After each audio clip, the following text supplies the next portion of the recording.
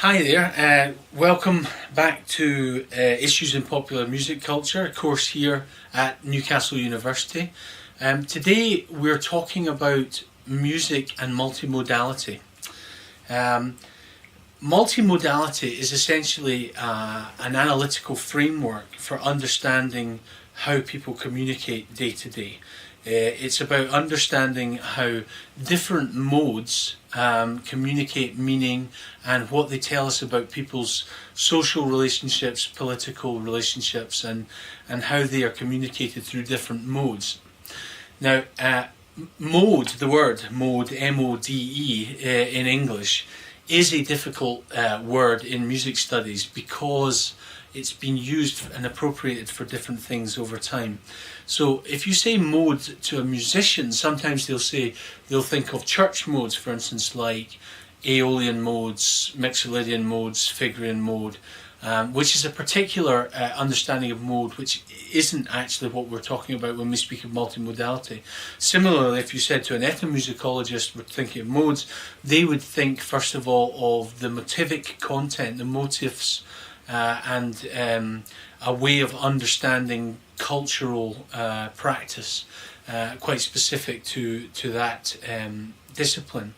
But when you say mode and you're talking about music as communication, what we're really talking about is thinking about music as a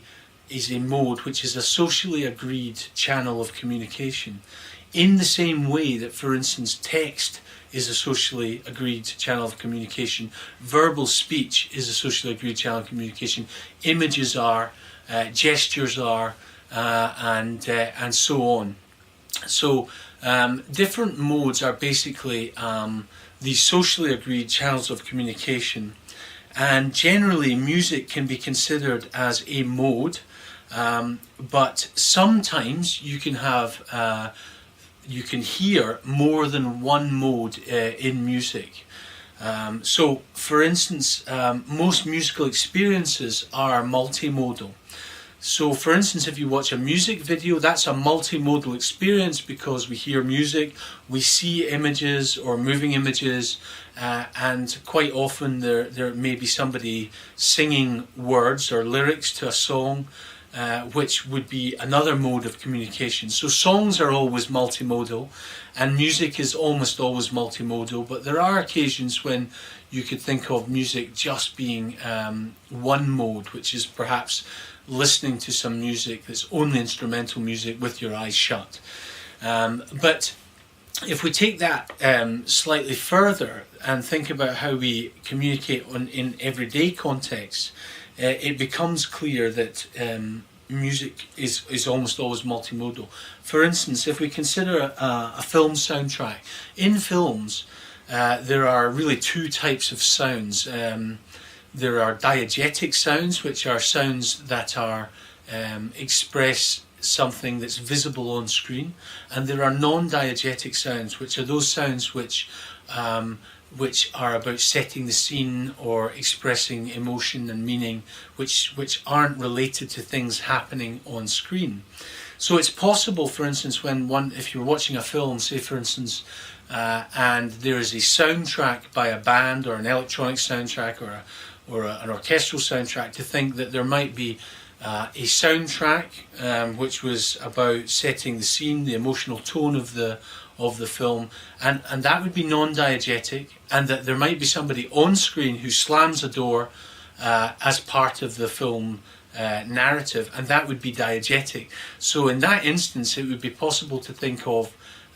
the two modes that we can perceive orally with our ears, we can hear, and of course there would be the images as well, and any speech or language that was heard as well. So many instances where we hear music are multimodal in that sense, and it's primarily useful because what it's about is understanding how we communicate, and particularly this is useful when we start to think about how we communicate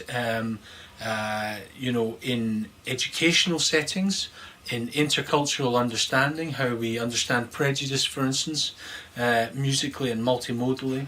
and also how we understand in policy, for instance, how we understand music fitting into frameworks multimodally with texts and images too.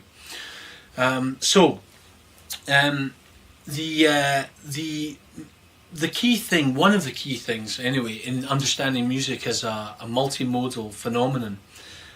is to understand how musical meaning is made. And many people today think that musical meaning is understood via our bodies, via embodiment,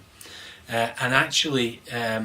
understood as a kind of metaphor for meaning through a thing called conceptual metaphor. So if we think about music in everyday contexts, we can think of key metaphors of music, such as high pitches being high and low pitches being low, or loud music signalling a kind of publicness, a very public acts, and quiet music's often associated or metaphorically understood with intimate contexts. Also, if we think about harmony, you can think about harmony, if it's consonant harmony, that would potentially be understood as signalling some kind of social consensus, whereas of course dissonant harmony and dissonant music also can signal social dissonance too. So there are many metaphors in musical understanding, and we call these multimodal metaphors because they act not just through music as well, but they might also act in things like the positioning of the image on the screen or in a poster, or the colours used in an image. And in the same way, music has these things called semiotic resources, such as things like harmony, rhythm, pitch, and these other aspects of musical understanding, which we can understand as semiotic resources. And part of the task when one is considering music as a multimodal experience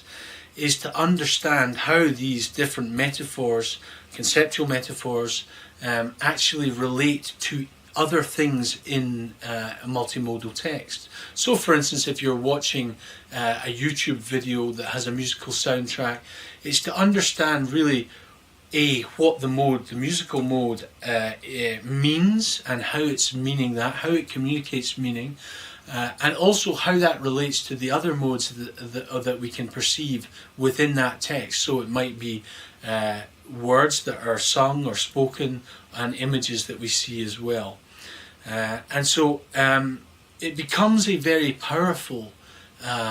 analytical framework for understanding music as communication.